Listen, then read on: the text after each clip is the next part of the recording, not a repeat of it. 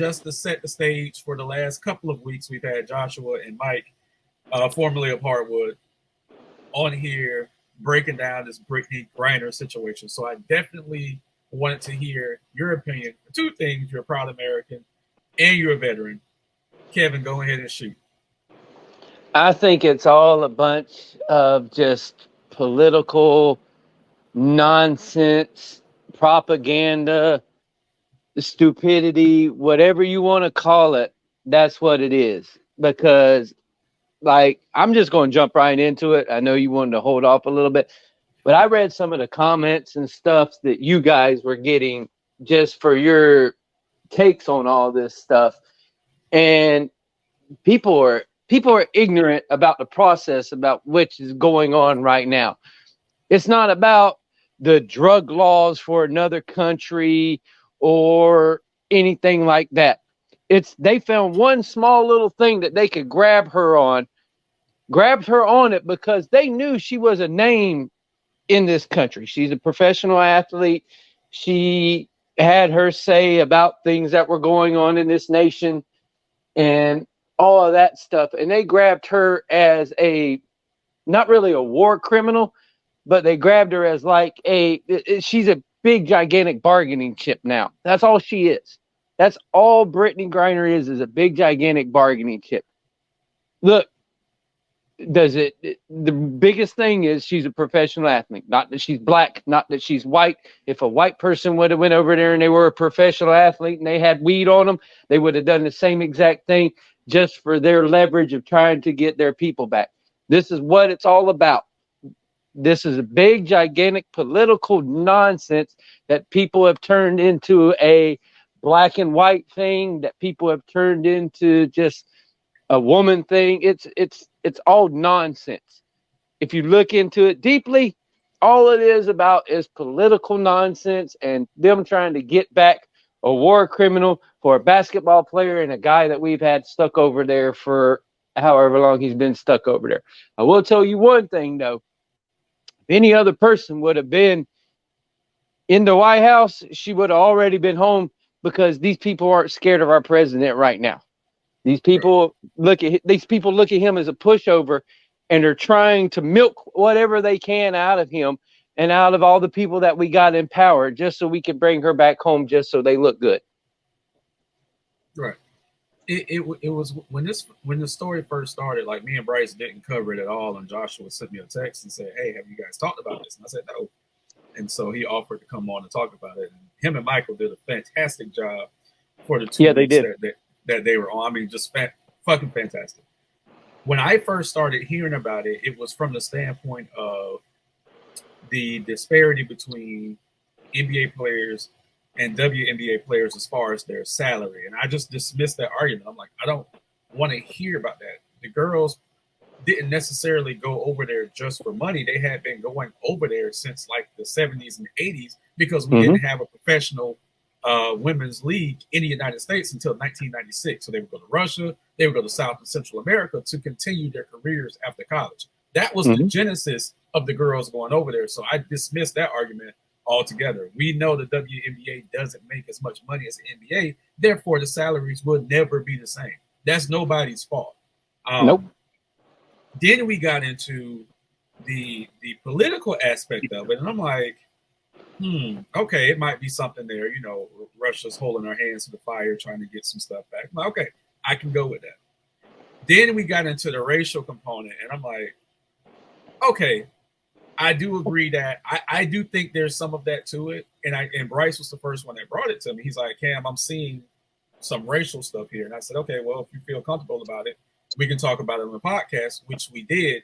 And then we had the comments hit, and it just validated what Bryce said. So I thought it was hilarious. I thought the whole thing was hilarious. Oh, when I read the comment, I went back. You told me yesterday or the day before, go read some of this stuff. And I read some of. I'm like, the ignorance of some Americans that we have it. Like, you can see the divide in this country about any little thing. Right. Because they automatically go look here, look here, look here, look here, look here, look here. You're not allowed to call somebody racist and then call somebody a blackie. I'm sorry, you can't do it because then guess what that does to you, you imbecile? That shows how racist you are. Ignorance is bliss in some people. That guy must be living the most blissful life I've ever seen out of anybody in this world because that is the most ignorant thing that I've ever seen. And guess what, Mr. John Doe? If you want to say anything to anybody, you could definitely come say it to me. because I'll because I'll put you in your place. I'll let you explain where you're coming from, and then I'll put you in a place that you needed to be coming from. Because that, my friend, was the most ignorant statement anybody has ever made. You can't go. That's like going, I'm not racist, but as soon as you put the but in there, guess what? Hey. You're racist, dog. It was great. I even posted. I joined the Hardwood Nation joined True Social at his inception, but I never posted anything on it. So Joshua was like, "You might want to check it out, but you might not like it." I was like, "Well, let me give it a shot." So I posted some stuff on True Social just to see, just to rile some people up. We are a basketball podcast. Don't get me wrong, but sometimes sports and politics intersect. So we're going to talk about it. But yeah, it was the last couple of weeks have been great, been fantastic for our YouTube channel. And I'm going to jump on, Joshua hosts the Doubted Views podcast. I'm going to jump on there one day soon. But do you think, considering the very small amount of whatever it was, THC she had in the vape cartridge, do you think, despite the fact that she did break a law, do you think the 9 years was extremely excessive and for political gain only? Yes, it's for political gain. The whole thing from her getting arrested for having that little bit amount of THC on her to all the way up until the sentence to everything that happened in between is all political. It is all a political shit show, as I like to call it. That's all they're doing. Everything is for political gain and political pushback. Russia was stupid for going and invading the other country. They did that because there's nobody with testicles that are holding them back from doing anything. The only person, and I'm saying it, it'll piss people off. I don't care. I'm not a big fan of his at all, but the only reason why they haven't done all this shit that they're doing before is because Donald Trump was in office.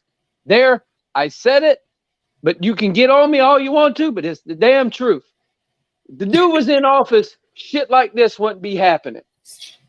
Because people were scared shitless that this dude was so crazy that if anybody did something stupid, Donald would go off on them. Yeah. It was people were scared that Donald had such an itchy trigger finger that if they did anything, anybody did anything in this world, or that he had somebody in his back pocket, that they would do nothing to do anything to go against the United States. Now you don't have that guy there that anybody is remotely afraid of. They're not afraid of the guy who can't even spit out a sentence correctly. He has to read the teleprompter and he reads it again for some odd reason. I don't know what he's doing. But that's the big, gigantic thing. Nobody's scared of this dude. They're going to milk as much out of America as they can just to get her back. Because now it's turned into such a media-driven, and it's in the public now, that everybody is like, you need to get her back, you need to get her back, you need to get her back, you need to get her back, that they're going to do whatever they have to do to get her back. So now Russia just won because they did it that way. Yeah, we're about to get ass raped as far as what they're going to try to get back, which we talked about, an arms dealer, some other killer that we have that they want. Yeah, back, we ain't got Pat Riley trying to do this trade. We got Joe Biden trying to do the trade. Yeah, so this is going to be pretty bad. We got a shitty GM. We ain't getting back no draft picks. Yeah, man. It's, like Bryce said, Russia's like the Nets right now, trying to get everything they can get. Yeah, Russia's like the Nets. Oh I my just thought goodness. about it too. I just Yeah, thought about it too. They're yeah. trying to stay. They're trying. We're trying to get a skinny power forward back from Russia, and and we ain't got nothing to really send back. Yeah, No, we haven't offered Jaylen Brown up yet. I don't know if you saw our segment on that, but that was pretty hilarious too. Oh, that was hilarious. Yeah, the Celtics are like, what are you guys doing? Okay, what are you guys doing?